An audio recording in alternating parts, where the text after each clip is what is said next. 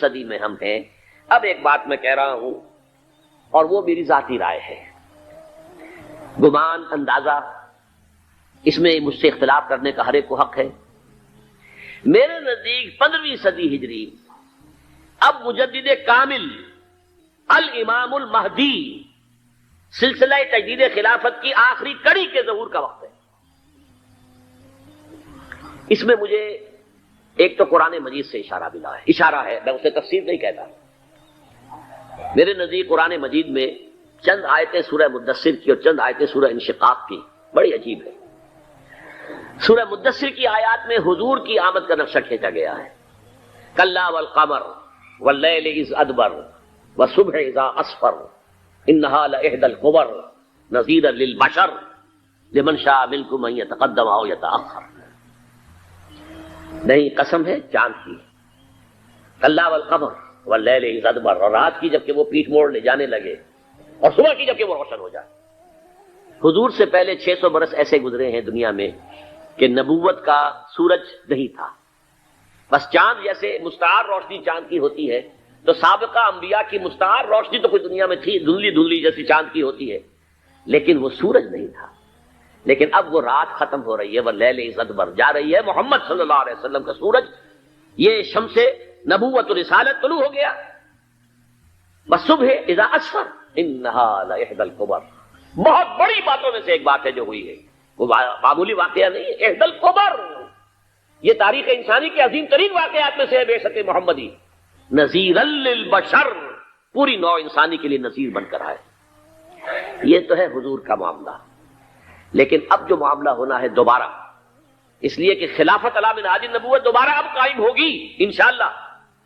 حضور کے بعد میں آپ کو بتا چکا ہوں، خلافت راشدہ ختم ہونے کے بعد سے زوال زوال زوال زوال زوال زوال زوال زوال زوال، تھوڑا سا 2.5 سال کا 2 سال کا وقفہ آیا ہے حضرت عمر بن عبدالعزیز کا، ورنہ زوال زوال زوال زوال زوال۔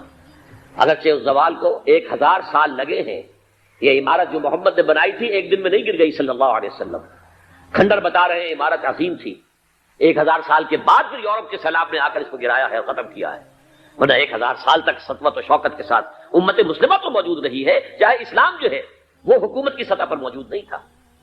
بہرحال اب جو اس کا دور آیا ہے دوبارہ خلافت علی منہاج النبوہ کا دور، اس کا نقشہ سورہ انشقاق میں کھینچا گیا ہے۔ فلا اقسم بالشفق، اب دیکھیے سورج غروب ہو گیا، حضور کی بعثت کے وقت وہ سورج رسالت طلوع ہوا تھا، اب وہ سورج غروب ہو چکا ہے۔ سورج کے غروب ہونے کے بعد صرف روشنی رہ جاتی ہے شفق کی، سرخ سی، بس وہی باقی رہ گئی، اور باقی کیا رہ گیا؟ بدا الاسلام غریبا ویسعود کما بدا فطوبی للغرباء، فلا اقسم بالشفق واللیل وما وسق، رات کی سی تاریکی ہے اور جو کچھ اس نے اپنے اندر جمع کر لیا ہے، والقمر اذا اتسق، اور قسم ہے چاند کی جب کہ وہ بھر جائے، پورا بھرتا ہے کتنے دنوں میں؟ 14 دن میں۔ اور 14 صدیوں کے بعد اب پہلی صدی کا جس نے کہ تجدید کامل کی عمر بن عبدالعزیز، 14 صدیوں کے بعد اب 15ویں صدی میں الامام المہدی کے ظہور کا وقت قریب ہے۔ اب جو کچھ مجھے حضرت امام المہدی کے بارے میں کہنا ہے، دوبارہ اپنی بات دہرا رہا ہوں، یہ میرا ذاتی گمان ہے، اختلاف کیا جا سکتا ہے۔ میرا گمان یہ ہے کہ یہ اب جو مجدد آئیں گے وہ حضرت مہدی ہوں گے۔ پہلی بات تو یہ جان لیجئے کہ مہدی 2 ہیں، ایک شیعوں کے مہدی، ایک سنیوں کے مہدی، ان میں بڑا فرق ہے۔ شیعہ حضرات مہدی کو مانتے ہیں، وہ ان کے 12ویں امام ہیں، ان کے عقیدے کے مطابق انہیں پیدا ہونے کے فوراً بعد اس اندیشے سے کہ انہیں قتل کر دیا جائے گا ایک غار میں چھپا دیا گیا تھا، تقریباً 1200 برس سے وہ اس غار کے اندر ہیں، وہ روپوش ہیں، چھپے ہوئے ہیں، اسی لیے انہیں امام غائب کہا جاتا ہے، اور اب ان کا انتظار ہو رہا ہے اس لیے انہیں امام منتظر بھی کہا جاتا ہے۔ اس لیے شیعوں کے دارالعلوم جو ہوتے ہیں دارالعلوم المنتظر، وہ اس لیے کہ ان کا انتظار کیا جا رہا ہے۔ تو یہ ہے، اب وہ ان کا خیال ہے کہ آخری دور میں، آخری زمانے میں وہ ظاہر ہو جائیں گے، غار سے نکل آئیں گے۔ دیکھیے میں اس عقیدے کو اس بنا پر رد نہیں کرتا کہ یہ ناممکن ہے کہ کیسے کوئی شخص جو ہے 1200 برس تک کسی غار کے اندر زندہ رہ سکتا ہے، نہیں، میں سمجھتا ہوں ممکن ہے۔ 300 برس تک اصحاب کہف رہے کہ نہیں رہے؟ سوئے رہے، 300 ایئرس ہم مانتے ہیں. حضرت عیسیٰ اسی حیات عرضی کے ساتھ 2000 سال سے موجود ہیں آسمان پہ کہ نہیں؟ آپ کو معلوم ہے حضرت عزیر 100 برس تک مرنے کے بعد دوبارہ زندہ کر دیے گئے. فَأَمَاتَهُ اللَّهُ مِئَةَ عَامٍ ثُمَّ بَعَثَهُ. تو ناممکنات میں سے کوئی سوال پیدا نہیں ہوتا. لیکن یہ کہ آیا کوئی امامت معصومہ کا تصور قرآن اور حدیث سے ہمیں ملتا ہے؟ پھر یہ کیا یہ موروثی امامت کہ حضرت علی کی نسل جو حضرت فاطمہ سے چلی ہے اسی میں یہ امامت ہوگی؟ اس کے لیے ہمارے پاس کوئی دلیل نہیں ہے، ہم اس کو تسلیم نہیں کرتے. ہم تو سمجھتے ہیں کہ معصومیت ختم ہو گئی محمد الرسول اللہ صلی اللہ علیہ وسلم پر. خاتم المعصومین ہے محمد الرسول اللہ. اب ان کے بعد تو اجتہاد ہے اور خلافت ہے. عام معاملات میں اجتہاد ہوگا، نظام خلافت کا ہوگا. تو ہمارے نزدیک جو میں جس مہدی کا نام لے رہا ہوں وہ مہدی ہے جو ایک مجدد ہوں گے، جیسے کہ مجددین کے نام میں نے آپ کو گنوائے ہیں. مجدد الفسانی ہو، شاہ ولی اللہ ہو، سید احمد بریلوی ہو، شیخ الہند ہو. ایک ہوں گے انسان جو پیدا ہوں گے انسانوں کی طرح عام طور پر اپنی عمر کو پختگی کو پہنچیں گے، پھر وہ سامنے آئیں گے منظر پر، پھر وہ کام کریں گے، قیادت کریں گے. عرب میں ان کا ظہور ہوگا. دوسری بات یہ نوٹ کر لیجئے حضرت مہدی کے بارے میں، ہمارے ہاں احادیث کے جو مجموعے ہیں ان میں جو ٹاپ کے 2 مجموعے ہیں ان میں کہیں حضرت مہدی کا ذکر نہیں ہے، نہ صحیح بخاری میں نہ صحیح مسلم میں. لیکن ہم اسے نظر انداز نہیں کر سکتے کہ صحائح ستہ کی بقیہ 4 کتابوں کے اندر موجود ہے، لہذا نظر انداز نہیں کر سکتے، اگنور کرنا ممکن نہیں ہے. اب اس میں چاہتا ہوں کہ کچھ حدیثیں آپ کو میں سناؤں جن میں حضرت مہدی کا تذکرہ کیا گیا ہے. پہلی ہے وعن عبداللہ ابن مسعود قال قال رسول اللہ صلی اللہ علیہ وسلم. حضرت عبداللہ ابن مسعود سے روایت ہے، وہ فرماتے ہیں کہ حضور نے ارشاد فرمایا لا تذهب الدنيا حتى يملك العرب رجل من اہل بیتی. یہ دنیا ختم نہیں ہوگی جب تک کہ عرب پر میرے اہل بیت میں سے ایک شخص کی حکومت قائم نہ ہو. اور آپ کو معلوم ہے کہ آج تک عرب پر حضور کے اہل بیت کی کوئی حکومت قائم نہیں ہوئی. اور جب قائم ہوئی بھی تھی حضرت علی کو اگر شمار کیا جائے، اس لیے کہ حضور نے وہ جو مشہور واقعہ ہے کہ ایک چادر میں لے لیا تھا حضرت علی کو اور حضرت فاطمہ اور حضرت حسنین کو، اللہم ہؤلاء اہل بیتی، اے اللہ یہ بھی میرے اہل بیت ہیں. تو حضرت علی کی بھی حکومت منعقد نہیں ہوئی، پورے عالم اسلام پر ان کی حکومت نہیں تھی، اس لیے کہ شام اور مصر دونوں صوبے جو ہیں انہوں نے ان کی اطاعت قبول نہیں کی تھی. اس حوالے سے یہ معاملہ ابھی ہونا ہے. لا تذهب الدنيا حتى يملك العرب رجل من اهل بیتی یواطئ اسمه اسمی. اس کا نام وہی ہوگا جو میرا نام ہے، یعنی محمد صلی اللہ علیہ وسلم. اور ان کا نام بھی مہدی کا نام بھی محمد ہو. مہدی تو ان کا لقب ہے. یہ ترمذی میں بھی ہے، ابو داؤد میں بھی ہے، سنن ابی داؤد جامع ترمذی. بلکہ ابو داؤد میں ایک اور روایت ہے، قال حضور نے فرمایا لو لم يبقى من الدنيا الا يوم. اگر دنیا کی زندگی میں سے کچھ بھی نہ بچے سوائے ایک دن کے، لطول اللہ تعالی ذلك اليوم، تو اللہ تعالیٰ اس دن کو لمبا کر دے گا، حتی یبعث فیہ رجلا منی، یہاں تک کہ میرے خاندان میں سے ایک شخص کو اٹھائے گا، من اہل بیتی، میرے اہل بیت میں سے، یواطئ اسمہ اسمی و اسم ابی ہے اسم ابی، جس کا نام میرے نام پر ہوگا، جس کے والد کا نام میرے والد کے نام پر ہوگا. محمد ابن عبداللہ ان کا نام ہوگا. اور وہ یملأ الارض قسطا وعدلا کما ملئت ظلما وجورا، وہ سرزمین عرب کو عدل اور انصاف سے اسی طرح بھر دیں گے جیسے کہ وہ ظلم اور زیادتی سے بھر چکی ہوگی.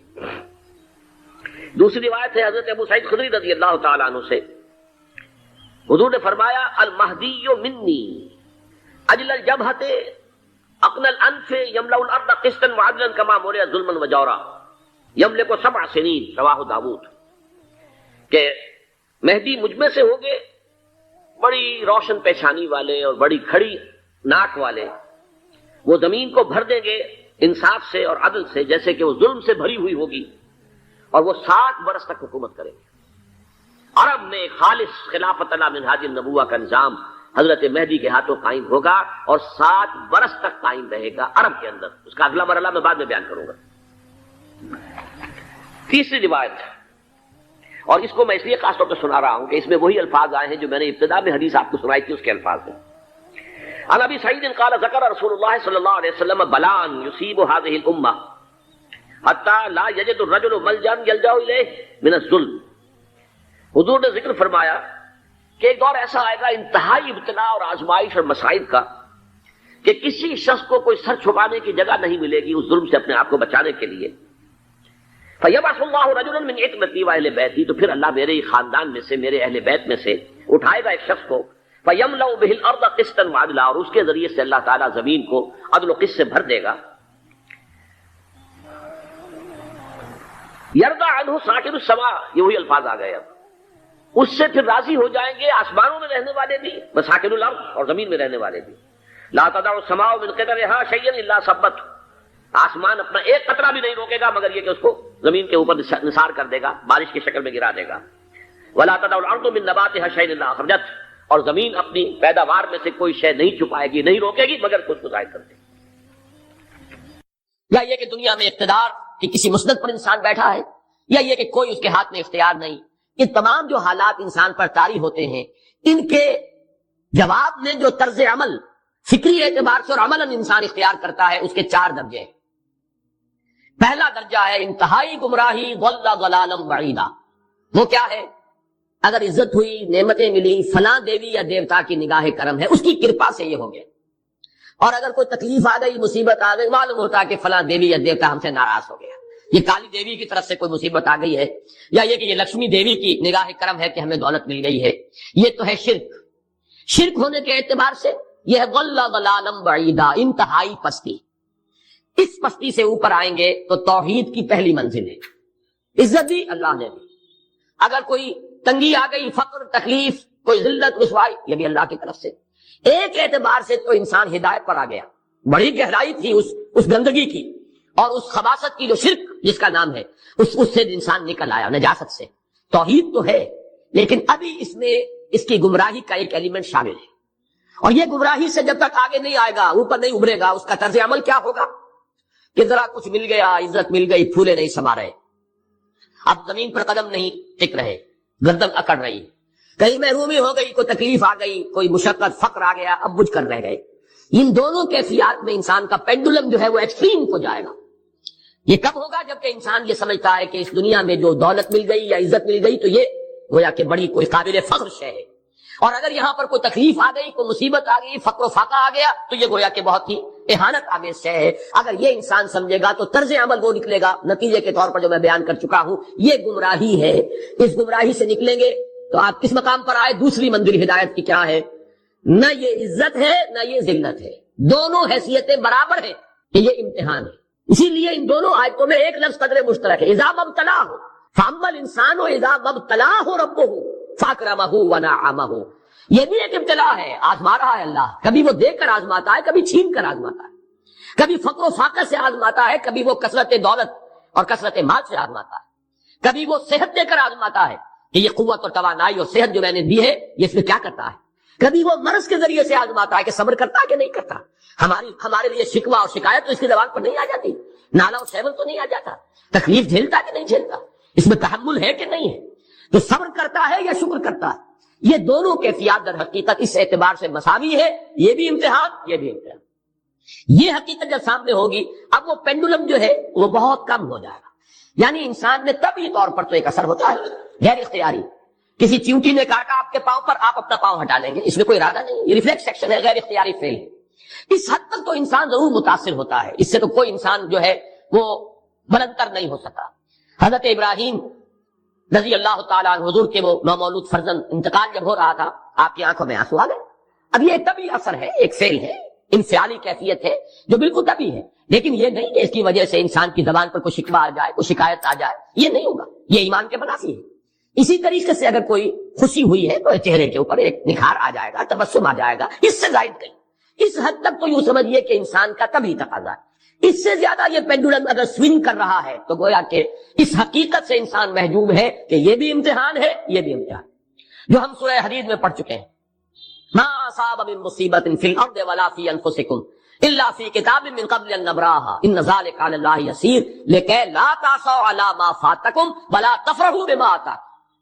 اللہ تمہیں کچھ دے تو اتراؤ مت، اللہ تم سے کچھ چھین لے تو اس کے اوپر افسوس مت کرو. یہ نتیجہ ایمان کا نکلنا چاہیے. اگر تمہیں ایمان ہے اللہ پر، اگر تمہیں یقین ہے کہ جو کچھ ہوا ہے اللہ کے اذن کے بغیر نہیں ہوا، اگر تمہیں یقین ہے کہ اللہ نے جو میرے لیے طے کیا ہے اس میں میرے لیے خیر ہی ہے، چاہے فی الحال فی الوقت فوری طور پر مجھے ناگوار محسوس ہو رہی ہے بات، لیکن یقیناً میرے لیے اس میں خیر ہے میرے رب کی طرف سے کہ ہر کے ساتھ یہ ہمارے عین الطاف. ہم تو شارٹ سائٹڈ ہیں، ہم دیکھ نہیں سکتے کسی شے کو ہم اس کے ظاہر کو دیکھ کر گھبرا اٹھتے ہیں کہ یہ تو تکلیف آ گئی، کیا پتا اسی کے پردے میں اللہ کی رحمت آ رہی۔ میں نے وہ رئیس امروی کے اشعار آپ کو کئی دفعہ سنائے ہیں۔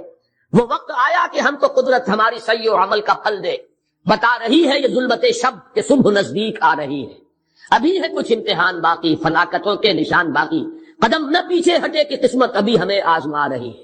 رئیس اہل نظر سے کہہ دو کہ آزمائش سے جی نہ ہارے، جسے سمجھتے ہو آزمائش وہی تو بگڑی بنا رہی ہے۔ اسی آزمائش سے تو بگڑی بنے گی، اسی سے تو تمہارا خیر جو ہے اجاگر ہوگا، سامنے آئے گا، پتہ چلے گا who's who، what is what۔ ابو بکر میں کتنا یقین اور ایمان تھا، یہ کیسے معلوم ہوگا؟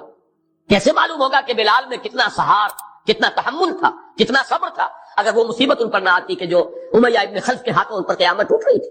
تو یہ ساری چیزیں جو ہے ما اصاب من مصیبت فی الارض ولا فی انفسکم الا فی کتاب من قبل ان نبرأ ان ذلک علی اللہ یسیر، لکھے لا تاسوا علی ما فاتکم ولا تفرحوا بما آتاکم واللہ لا یحب کل مختال فخور۔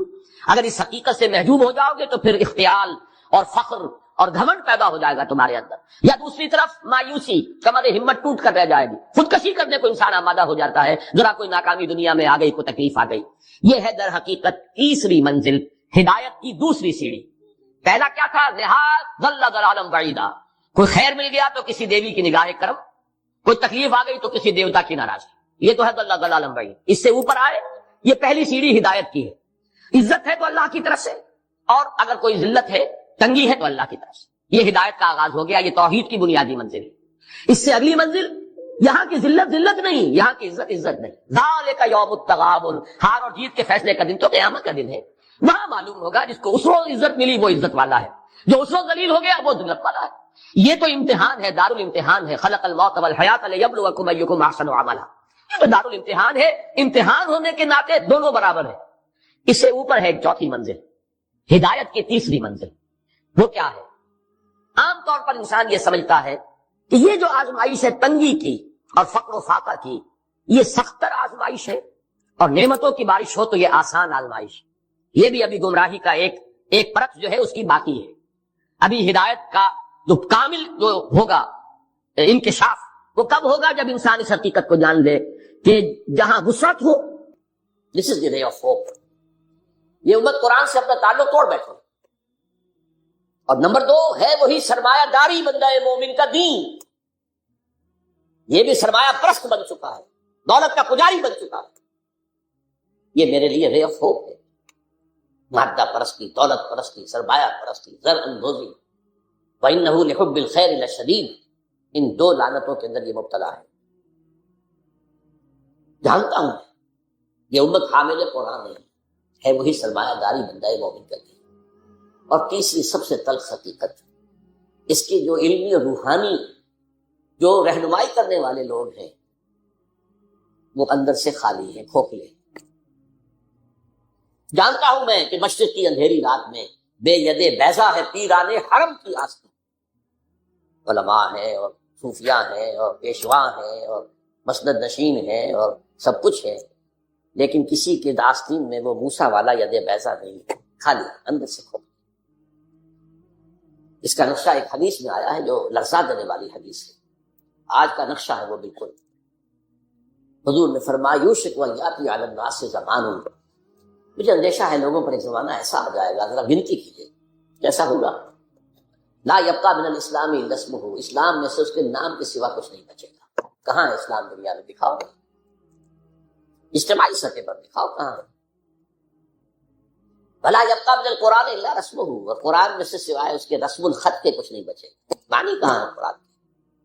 ہو رہی ہے اس کی طرف پیش قدمی ہو رہی ہے تدریجاً، لیکن یہ اس حدیث کا جو ہے موقف سامنے ہے۔ مساجدہم عامرۃ، ان کی مسجدیں آباد تو بہت ہوں گی، بڑی بڑی مسجدیں، شاندار مسجدیں، عالی شان مسجدیں، بھری ہوئی بھرپور، جمعے کے اندر عیدین کا اجتماع۔ وہی خراب من الہدی، ہدایت سے خالی ہوں گی، ایک رسم پرستی ہو رہی ہوگی، ایک ریچولزم ہو رہی ہوگی، رہ گئی رسم ازاں روح بلالی نہ رہی، رہ گئے فلسفہ، رہ گیا تلقین غزالی نہ رہی۔ اور آخری بات، علماءہم شر من تحت عدیم السماء، ان کے علماء آسمان کی چھت کے نیچے کی بدترین مخلوق ہوں گے۔ من عندہم تخرج الفتنۃ وفیہم تعود، ان کے اندر سے فتنے برآمد ہوتے رہیں گے، فلاں کافر، فلاں یہ، فلاں وہ، فلاں وہ، اور فتنے ان کے اندر ہی جو ہے داخل ہوتے رہیں گے دوبارہ. یہ حدیث ہے. بہرحال یہ صورت تو ہے، لیکن ابلیس عجیب بات کہتا ہے، وہ بچاتا ہے، وہ سمجھ لیں وہ فلسفے کا بڑا ایک گہرا مسئلہ ہے. اصل حاضر کے تقاضاؤں سے ہے، لیکن یہ خوف ہو نہ جائے آشکارا شرع پیغمبر کہیں. مجھے مسلمانوں سے اتنا خوف نہیں ہے کہ یہ دوبارہ شرع پیغمبر کو لے آئیں گے، اصل حاضر کے تقاضاؤں سے خوف ہے. یہ کیا بات کہی، آپ نے کبھی سوچا بھی نہ ہوگا شاید. دیکھیے یہ ایک فلسفہ ہے، ہیگل کا ہے، پھر اسی پر مارکس کا فلسفہ آیا ہے، میٹیریلزم، ڈائلیکٹیکل میٹریلزم. وہ فلسفہ کیا ہے؟ دنیا میں ایک سلسلہ چل رہا ہے تصادم اور ارتقاء. ایک نظریہ سامنے آیا، اسے انسان نے ٹرائی کیا، اس کی خرابیاں ظاہر ہوئیں، تو اسی کی کوکھ سے اس کا ایک اینٹی تھیسس وجود میں آ گیا. اب دونوں میں ٹکراؤ ہوا، ان دونوں کے ٹکراؤ سے ایک نئی چیز، تیسری چیز ڈیولپ ہو گئی جو پہلے سے بہرحال بہتر ہوتی ہے. اب جو یہ نئی چیز بنی یہ خود تھیسس بن جاتا ہے، کیونکہ یہ بھی آسمانی ہدایت پر مبنی نہیں ہے، اندھے بہرے مادے کا سفر ہے جو جاری ہے، مکمل تو نہیں ہوتا، حق کامل تو نہیں ہوتا. اس میں جو ڈیفیشنسی ہے وہ پھر اپنا ایک ریئیکشن پیدا کرتی ہے، پھر وہ تھیسس پھر اینٹی تھیسس کو جنم دیتا ہے، پھر ان میں ٹکراؤ ہوتا ہے، پھر آگے بڑھتا ہے. یہ ہے جس کو کہتے ہیں ڈائلیکٹیکل میٹیریلزم. یہ تاریخ چل رہی ہے، اس اعتبار سے اس میں کوئی شک نہیں کہ جہاں ایک طرف وہ خیر و شر کا معاملہ چل رہا ہے، وہیں پر بھی اسی پروسیس کے دوران یہ جو ایک ڈائلیکٹیکل پروسیس ہے یہ بھی آگے بڑھ رہا ہے. نو انسانی بحثیت مجموعی شر سے خیر کی طرف آ رہی ہے. اب اس کی مثال لے لیجیے. پہلے دنیا میں بادشاہت تھی، جاگیرداری تھی، انسان مجبور، کسان غریب، پسا ہوا، رد عمل پیدا ہوا، جمہوریت آئی. یقیناً بہتر بات ہے، لوگوں کو حقوق حاصل ہوئے، لوگوں کو عزت نفس حاصل ہوئی. ہم بھی انسان ہے، یہ بھی انسان تھے، بادشاہ یہ کیسے ہم پر حکومت کر رہے ہیں؟ اب اس کے اندر کیپٹلزم پیدا ہو گیا. نتیجہ کیا نکلا؟ پہلے بادشاہ سر پر سوار تھا، اب سرمایہ دار سوار ہو گئے. پہلے جاگیردار سوار تھا، اب کارخانے دار سوار ہو گئے. رست از یک بند کا استاد در بندے دیگر، آسمان سے گرے کھجور میں اٹک گئے. جب رد عمل ہوا پھر کمیونزم برآمد ہوا، اسی کی کوشش سے کیپٹلزم کا رد عمل کمیونزم تھا. اب یہ شکل ہے کہ جو چل رہی ہے وہ کمیونزم مر گیا ہے. اب انسان ایک دو راہے پر، اب آگے کہاں جائے گا؟ یہ ڈائلیکٹیکل پروسیس کہاں جائے گا؟ مغربی دنیا سمجھ رہی ہے کہ ہمارا نظامی بس جیت گیا ہمیشہ کے لیے. ہمارا جو سیکولر، لبرل اور عوامی حاکمیت پر مبنی جمہوریت کا نظام، اور ہمارا جو پرائیویٹ اونرشپ اور انٹرسٹ اور بینکنگ پر مبنی ہمارا معاشی نظام، بس یہی بہترین ہے، جیت گئے. اب یہ فائنل جیت ہے، اینڈ آف ہسٹری. فوکویاما نے کتاب لکھی، اب انسان اپنی آخری حد کو، جس پر پھر ہنٹنگٹن نے کہا نہیں ابھی ایک تصادم ہونا ہے. اس نے تہذیبوں کا تصادم کا نام دیا تھا، لیکن ایک اور شخص نے بعد میں کہا نظاموں کا تصادم. قرآن نے اس فلسفے کو بیان کیا ہے. یہ سورہ راحت کی آیت نمبر 17 ہے. وَأَنزَلَ مِنَ السَّمَاءِ مَاءً، اللہ تعالیٰ آسمان سے اتارتا ہے پانی. فَسَالَتْ أَوْدِيَةٌ بِقَدْرِهَا، تو تمام وادیاں بہہ نکلتی ہیں، کیونکہ پہاڑی علاقہ تھا نا حجاز کا. بارش جب ہوتی ہے تو پہاڑوں پر سے پانی نیچے اتر کر وادی میں آتا ہے. جو وادی سوکھی پڑی ہوتی ہے وہ ایک گویا کہ نالا بن جاتی ہے، دریا بن جاتی ہے. وَاحْتَمَلَ السَّيْلُ زَبَدًا رَّابِيًا، اور یہ جو سیلاب آتا ہے اس کے اوپر جھاگ آ جاتا ہے، چڑھتا ہوا بہت نظر آتا ہے جھاگ. وَمِمَّا يُوقِدُونَ عَلَيْهِ فِي النَّارِ ابْتِغَاءَ حِلْيَةٍ أَوْ مَتَاعٍ زَبَدٌ مِثْلُهُ، اور یہ جو دھاتوں کو تپایا جاتا ہے آگ پر، سونا چاندی، تاکہ زیور بنائیں، کچھ اور چیزیں بنائیں، اس میں بھی جو میل ہے وہ اوپر آ جاتا ہے، میل اوپر آ کر اور وہ ایک جھاگ کی شکل اختیار کر لیتا ہے. کذالک یضرب اللہ الحق والباطل، اسی طریقے سے حق اور باطل کے درمیان تصادم ہوتا ہے. فاما الزبد فیذهب جفاء، تو جو اوپر کا جھاگ جگاڑ ہوتا ہے وہ تو ختم ہو جاتا ہے، سوکھ جاتا ہے. واما ما ينفع الناس فيمكث في الارض، جو لوگوں کے لیے بہتر شے ہوتی ہے وہ زمین کے اندر رک جاتی ہے، ٹک جاتی ہے. پانی زمین میں جذب ہو گیا، جھاگ ختم. تو اسی طریقے سے یہ تھیسس اینٹی تھیسس کے ٹکراؤ میں جب سنتھیسس ہوتا ہے تو بہت سا میل کچیل نکل جاتا ہے، ختم ہو جاتا ہے. اور جو انسانیت کے حق میں مفید تر شے ہوتی ہے وہ باقی رہتی ہے۔ یہ عمل جاری ہے، اور اقبال نے اصل میں اسی اعتبار سے کہا ہے کہ اسی عمل کا منطقی نتیجہ یہ ہے کہ اسلام آئے گا۔ ہر کجا بینی جہان رنگ و بو، کہ از خاکش بیورد آرزو، یا نور مصطفیٰ اورا بحاس، یا ہنوز اندر تلاش مصطفیٰ۔ اصل میں یہ جو عمل جاری ہے اور جس کے اندر کے اچھی امیدیں ہیں انسان کی شامل ہیں، امیدوں کے چراغ جلتے ہیں کہ انسان کے لیے کوئی بہتر مستقبل آ جائے گا، تو جو کچھ اس میں خیر ہے وہ محمد کا عطا کردہ ہے، اور ابھی یہ محمد کی تلاش میں چل رہا ہے۔ یہاں سے نور مصطفیٰ اورا بحاس، یا ہنوز اندر تلاش مصطفیٰ، جائے گا وہیں پر اسی نظام۔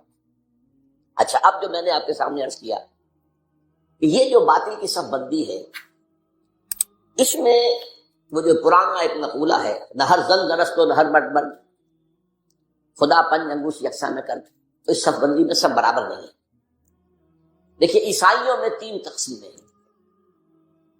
ایک مذہبی تقسیم ہے، کیتھولکس اور پروٹیسٹنٹس، اور پھر پروٹیسٹنٹس کے اندر نیو کونس، یہ دفعہ آپ پڑھتے ہوں گے، اور ایونجلسٹ آج کل سب سے زیادہ ایکٹیو۔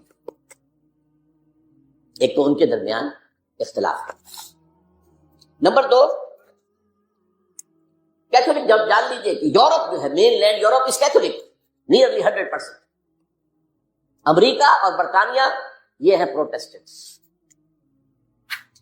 پھر ان کے اندر بھی ایک تقسیم ہے، کچھ لوگ مذہبی ہیں، کچھ سیکولر ہے، جنہیں پرواہ نہیں ہے، نہ کیتھولسزم سے پرواہ ہے، بحث ہے، نہ پروٹیسٹنٹزم سے، جیسے کہ ہر جگہ ہوتا ہے، ہمارے یہاں بھی ہے۔ ایسے لوگ بھی ہیں جنہیں کوئی خاص سروکار نہیں، کہنے کو وہ شیعہ ہے، وہ شیعہ کیا ہے؟ کچھ بھی نہیں۔ کہنے کو سنی ہے، سنی کیا ہے؟ کچھ بھی نہیں۔ مذہب سے کوئی خاص سروکار ہی نہیں، تو کہاں کی شیعت، کہاں کی سنیت؟ اسی طریقے سے یہودیوں میں تقسیم ہے۔ ایک یہودی ہے مذہبی پریکٹسنگ، ان کی تصویر اگر کبھی آپ نے اخبارات میں دیکھی ہو، لمبے لمبے ان کے بال ہوتے ہیں، اور خاص طور پر یہ قلمیں جو ہے، یہ ان کو وہ دے کر چھلے بنا کر لٹکاتے ہیں، بہت خوبصورت لگتے ہیں، اس میں کوئی شک نہیں، اور بال بڑے بڑے، اور سیاہ ہیٹ، اور لمبے سیاہ کوٹ، اچکن تو نہیں ہوتی وہ، لیکن یہ کہ کوٹ لمبے ہوتے ہیں، یہ یہودی ہے پریکٹسنگ۔ یہ پھر یہ کہ اگر یہ گھر پر بھی ہوگا تو اس کے سر پر ایک چھوٹی سی ٹوپی ضرور ہوگی، باہر نکلے گا تو ہیٹ ہوگا، بلیک ہیٹ، چھوٹی سی ٹوپی چپکی ہوئی ہوگی اس کی کھوپڑی کے ساتھ۔ یہ یہودی ہے پریکٹسنگ۔ اور ایک سیکولر یہودی جنہیں مذہب سے کوئی سروکار نہیں، نسلاً یہودی ہیں، بس ٹھیک ہے۔ اور دوسری طرف ایک اور تقسیم ہے جسے بہت کم لوگ جانتے ہیں، سفیرڈین اینڈ ایشکنازیم۔ ایک یہودی وہ ہے جو اصلاً یہودی ہے، یعنی بنی اسرائیل، ان کی رنگت زیادہ سرخی مائل نہیں ہوتی، بلکہ جیسے ہمارے ہاں گورے آدمی، بس جیسے ہندوستانیوں میں گورے آدمی، ایک ہے سرخ و سفید اور جو ہے یورپ کا، یہ لوگ ہیں اصل یہودی۔ یہ ایشیائی ہیں، یہودی کی ایشیائی قوم ہے، یورپین قوم تو نہیں، ان کا وطن تو فلسطین تھا۔ ایک ہے یہ سرخ پنگاروں کی طریقے سے سرخ، یہ اصل میں یہودی نسل سے نہیں، یہ اصل میں 7ویں صدی عیسوی میں ایک خاص حکومت تھی جو کہ آج کل کے بحیرہ کیسپیئن کے قریب تھی، خاجر ایک قوم تھی، اس پر دباؤ پڑ رہا تھا، ایک طرف عیسائیوں کی طرف سے کہ عیسائی ہو جاؤ، ایک طرف مسلمانوں کی طرف سے کہ مسلمان ہو جاؤ، اور وہ بادشاہ رہنا چاہتا تھا نیوٹرل۔ وہ جو دو چکی کے 2 پارٹوں میں آ گیا تو اس نے ایک فیصلہ کیا، اس نے کچھ عیسائی علماء کو بلایا، کچھ یہودی علماء کو بلایا، اپنے ہاں مناظرہ کرایا۔ جب مناظرے میں بھی کوئی خاص فیصلہ کوئی بات نہیں ہو سکی، اب اس نے علیحدگی میں بلایا عیسائیوں کو، تمہارے نزدیک عیسائی بہتر ہیں یا یہودی بہتر ہیں؟ مسلمان بہتر ہیں یا یہودی بہتر ہیں؟ کیا یہودی؟ مسلمانوں کو بلایا، تمہارے نزدیک عیسائی بہتر ہیں یا یہودی؟ یہودی۔ ٹھیک ہے، یہودیت مقبول، کامن فیکٹر ہو گیا۔ عیسائیت تو بدترین شرک میں چلی گئی، خدا کا بیٹا بنا دیا، یہودیت بہرحال مواحد ہے۔ عیسائیت میں شریعت ختم ہو چکی ہے، یہود کے ہاں تو شریعت موسی باقی ہے، تو مسلمانوں کو تو یہی کہنا تھا کہ عیسائیوں کے مقابلے میں تو یہودی بہتر ہے۔ اور اس وقت تک ابھی ان کی وہ دشمنی اس طریقے سے سامنے آئی بھی نہیں تھی، شیطان کی ایجنٹی ابھی شروع ہوئی بھی نہیں تھی۔ اسی طریقے سے اب عیسائی اولڈ ٹیسٹمنٹ کو مانتے ہیں، وہ تو ساری یہودی ہے، حضور تو بعد میں آئے ہیں، قرآن مجید سے تو واقف ہی نہیں۔ تو انہوں نے کہا یہودی، انہوں نے کہا اس نے یہودیت اختیار کی۔ یہ قوم ہے جو اس وقت زیادہ چھائی ہوئی ہے اور یہ بنیادی طور پر سیکولر ہے، اور اسی میں صہیونی تحریک جو ہے، صہیونی زائنسٹ موومنٹ، اس کی they are not really بنی اسرائیل، they are not the progeny of Jacob علیہ السلام، حضرت یعقوب کی نسل سے نہیں، یہ ترک نسل ہے۔ یہ یوں سمجھیے کہ یاجوج ماجوج کی جو نسلیں ہیں ان میں سے ایک نسل، اور یہ جو ہے وہ جو سرخ و سفید رنگت کے لوگ ہوتے ہیں یہ ان میں سے۔ اب آئیے آگے، یہ جو گٹھ جوڑ ہے اس کے اہداف کیا ہیں؟ what do they want؟ Number 1، عالم اسلام کے وسائل پر قبضہ، خاص طور پر تیل۔ اس وقت دنیا کے اندر کرائسس آنے والا ہے تیل کے معاملے میں، شدید، اور تیل جس طریقے سے ان صنعتی ممالک کے لیے ایک ناگزیر شے بن گئی ہے، جیسے ہم ہوا کے بغیر نہیں جی سکتے، وہ تیل کے بغیر نہیں جی سکتے، تو انہیں تو چاہیے۔ عراق کا جو قبضہ ہے تیل کا پیش نظر تھا، اور افغانستان میں بھی ان کے پیش نظر یہ تھا کہ افغانستان کے راستے سے سینٹرل ایشیا کے جو تیل اور گیس کے ذخائر ہیں ان کو کھینچا جائے۔ تو پہلی بات تو ہے یہ وسائل، عالم اسلام کے وسائل پر قبضہ۔ نمبر 2، عالمی مالیاتی استعمار، پوری دنیا میں ایک امپیریلزم، نیا امپیریلزم، لیکن وہ امپیریلزم جو ہے کولونائزیشن کی شکل میں نہیں، اس شکل میں نہیں کہ انگریز آیا اور ہندوستان کو اس نے غلام بنا لیا، کوئی گیا اور کسی نے لیبیا کو غلام بنا لیا، کسی نے موراکو کو غلام بنا لیا، کسی نے انڈونیشیا کو، نہیں، غلام بنانے کی ضرورت ہی نہیں ہے۔ آپ غلام بنائیں گے وہ آپ کو ماریں گے، آپ ان کو ماریں گے، فائدہ کیا ہے؟ ایسا مالیاتی نظام بناؤ کہ یہ سب بن جائیں حیوان، حیوان بن کر کام کریں، مشقت کریں، اس مشقت سے جو حاصل ہو اس کو ہم اپنے بینکنگ کے نظام کے ذریعے سے اس کی کریم کھینچ لیں، تلچھٹ چھوڑ دیں، بتاؤ آخر انہیں بھی تو سسٹین تو کرنا ہے نا، وہ ختم ہو جائیں گے تو پھر آگے محنت کون کرے گا؟ آگے والا جو ہے شام کو گھوڑے کو چارہ نہیں ڈالے گا، اگر کوئی چنا ونا نہیں، دال وال نہیں دے گا تو اگلے کیسے جو دے گا؟ لہٰذا وہ ان کو چھوڑ دو، کریم کھینچ لو۔ تو تمہیں آم کھانے سے غرض ہے کہ پیڑ گرنے سے؟ یہ ہے عالمی مالیاتی سسٹم۔ اس کا بھی سربراہ امام امریکہ ہے، اور اس سے بھی اوپر ٹاپ پر اصل میں یہودی بینکرز، بینکوں کا نظام انہوں نے ایجاد کیا۔ یہ اس پروسیس کا حصہ ہے جو میں نے کہا تھا، انہوں نے جو ریگین کی اپنی پوزیشن عیسائیوں کے مقابلے میں۔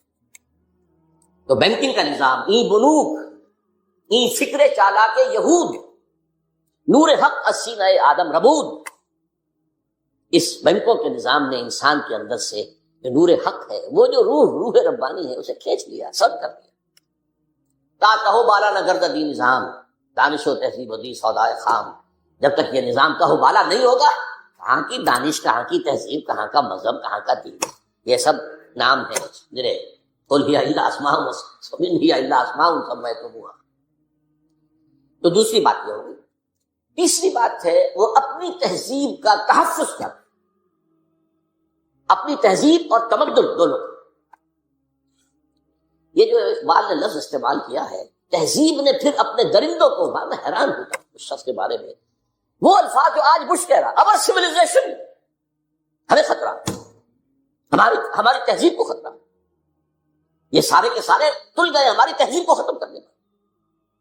اور بیل ہی یہی الفاظ استعمال کیے تھے اپنے وقت کے فرعون اعظم نے، مصر کا فرعون، ان ھذان لساحران یریدان ان یخرجاکم من ارضکم بسحرہما ویذھبا بطریقتکم المثلی۔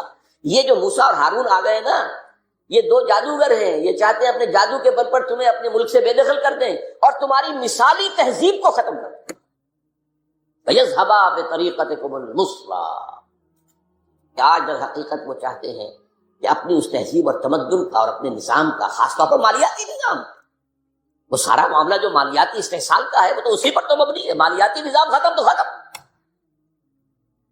اور وہ اسی لیے عالم اسلام پر اس نظام کو، تہذیب جمع تمدن، اس کو ٹھوسنا چاہتے ہیں بزور طاقت۔ اس کے لیے ڈالر بھی خرچ کر رہے ہیں، ارب ہا ارب، خرب ہا خرب۔ اس کے لیے این جی اوز کی فوجوں کی فوجیں ہیں جو بنا دی گئی ہیں۔ اس کے لیے نہ معلوم کس طریقے سے، کیسے ہمارے ہاں کے ٹیلی ویژن چینلز کو خریدا گیا ہے، اور ان کے ذریعے سے جو ہے وہ سارے اپنی ویلیوز کو پروپیگیٹ کر رہے ہیں اور اسلام کے شعائر کی بے قدری کر رہے ہیں۔ سارا کچھ ظاہر بات ہے، پیسہ ان کے پاس ہے، اقتدار ان کے پاس ہے، طاقت ان کے پاس ہے۔ وہ چاہتے ہیں اور اب سے کچھ پہلے تک تو ایک معاملہ اور تھا، اب کچھ اور ہو گیا، یہ بھی نوٹ کر لیجیے۔ اب سے کچھ پہلے تک ان کا معاملہ یہ تھا کہ اسلام ایز اے مذہب سے ہماری کوئی دشمنی نہیں، ہم اسلام as a then, political Islam, یہ نظام کی بات جو تم کرتے ہو، یہ خلافت کا نام جو لیتے ہو، یہ ہم برداشت نہیں کر سکتے، نتھنگ ڈوئنگ۔ اب ہوتے ہوتے وہ یہاں تک آ گئے ہیں کہ اصل میں تو سارے برائی کے بیج ان کے خیال میں مذہب ہیں۔ اب ان کے جو رائٹرز ہیں اور ان کے بڑے بڑے جو لوگ مفکرین ہیں وہ کہہ رہے ہیں اسلام in itself, Quran in itself, Muhammad himself is evil، نعوذ باللہ من ذلک۔ قرآن ایول ہے، اسلام ایول ہے اور محمد ایول ہے۔ تو یہ ایک عظیم جنگ ہے اسلام اور مسلمانوں کے خلاف، اسلامی تہذیب و تمدن کے خلاف۔ وہ اس میں چاہتے ہیں کہ اسلام کی بہتری کریں۔ نمبر 4 یہ اسلام کے احیاء کے عمل کو ہر قیمت پر روکنا ہے، at any cost، کم وقت میں جہاں بھی سر اٹھائے گا کچل دیں۔ یہ ان کا چوتھا ہدف۔ 5واں، یہ ذرا لمبی سی بات ہے تھوڑی سی، یہ ہے ایک علاقائی پروگرام۔ ایک بہت بڑی جنگ ہونی ہو تو ہو، اور ہو جائے اور جلد از جلد ہو جائے، آرمیگیڈون، نتیجے میں گریٹر اسرائیل قائم ہو جائے، تاکہ پوری دنیا میں جو ڈائسپورا میں ابھی اسرائیلی پھیلے ہوئے ہیں وہ آ جائیں، مسجد اقصی اور گنبد صخرہ گرایا جائے، 3rd ٹیمپل حضرت سلیمان کا بنایا ہوا معبد تیسری مرتبہ تعمیر کیا جائے، اس میں حضرت داؤد کا تخت لا کر رکھا جائے۔ وہ تخت آج بھی موجود ہے، ویسٹ منسٹر ایبے، برطانیہ کی پارلیمنٹ کے ساتھ جو چرچ ہے اس میں وہ رکھا ہوا ہے۔ وہ ایک پتھر تھا جس پر حضرت داؤد علیہ السلام کو بٹھا کر ان کی تاج پوشی کی گئی تھی، وہ رہا ہے، ہیکل کے اندر موجود رہا۔ وہاں سے ٹائٹس رومی لے گیا سن 70 میں اسے، روم سے گیا آئرلینڈ سے آیا اسکاٹ لینڈ سے آیا برطانیہ، اب وہ وہاں موجود ہے، اور برطانیہ میں بادشاہ ملکہ کی کورونیشن جو ہوتی ہے اسی پتھر پر بٹھا کر ہوتی ہے۔ جب وہ آ جائے گا تو یہ چیزیں تو مشترک ہیں ان کے درمیان، آرمیگیڈون،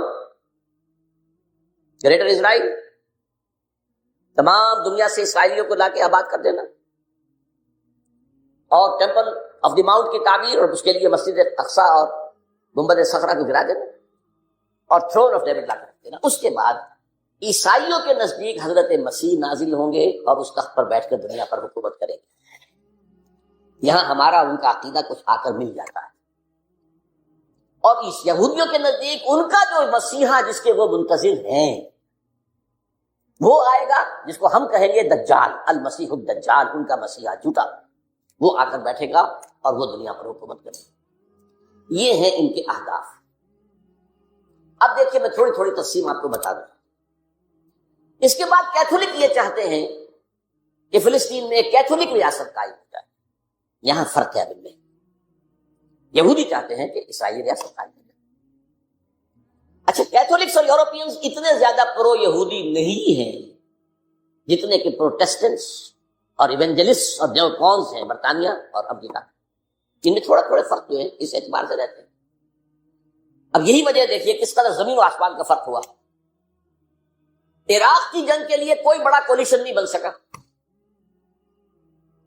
امریکہ ہیڈ ٹو گو الون، جگہ برطانیہ نے کچھ تھوڑا سا جو ہے وہ آسٹریلیا وغیرہ نے ساتھ دے دیا، باقی یہ جرمنی، فرانس، اسپین، کسی نے ساتھ نہیں دیا، اس لیے کہ وہاں کا معاملہ کیا تھا۔ عراق میں اصل میں 2 چیزیں تھیں، تیل، اس کا سارا تعلق امریکہ سے تھا، اور نمبر 2 اسرائیل کی پروٹیکشن، جس سے یورپ کے جو عیسائی ہیں انہیں بہت زیادہ دلچسپی نہیں ہے، وہ اس طریقے سے ان کے غلام نہیں ہے بے دام جیسے کہ پروٹیسٹنٹس، وہ شامل نہیں ہوتے۔ کیوں؟ سمجھنے کی بات ہے، کیا وجہ؟ یہی وجہ ہے، آپ نے دیکھا جو پہلی جنگ ہوئی تھی خلیجی، جب ختم ہوئی ہے تو جنرل شارٹس جو تھا، شارٹ کرافٹ، اس نے صاف کہہ دیا تھا we fought this war for the defence of Israel. اور اب جیسے ہی اس جنگ کے اندر جیسے ہی فال آف بغداد ہوا، شیرون نے بدماش نے کہہ دیا تھا کہ عنقریب عراق پر ہمارا قبضہ ہوگا۔ اس سے اندازہ ہو جاتا ہے کہ یہ جنگ کیا تھی، چونکہ اس جنگ کے ہدف یہ 2 تھے، لہذا یورپ اس میں نہیں ہے۔ یہ سمجھنے کی بات ہے، کیا ہو رہا ہے، کیوں ہو رہا ہے، کس لیے ہو رہا ہے، فرق کیوں؟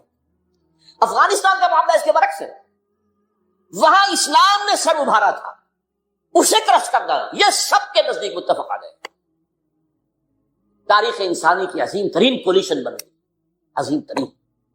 اس کے لیے اپنے ہاں کی رائے عامہ کو ہموار کرنے کے لیے اپنے ٹوئن ٹاورز خود گرائے بدماشوں نے، تاکہ غیظ اور غضب پیدا ہو جائے امریکی قوم کے اندر، اور وہ ہر طرح کی ہماری دولت جو ہے سینکشن کرنے کو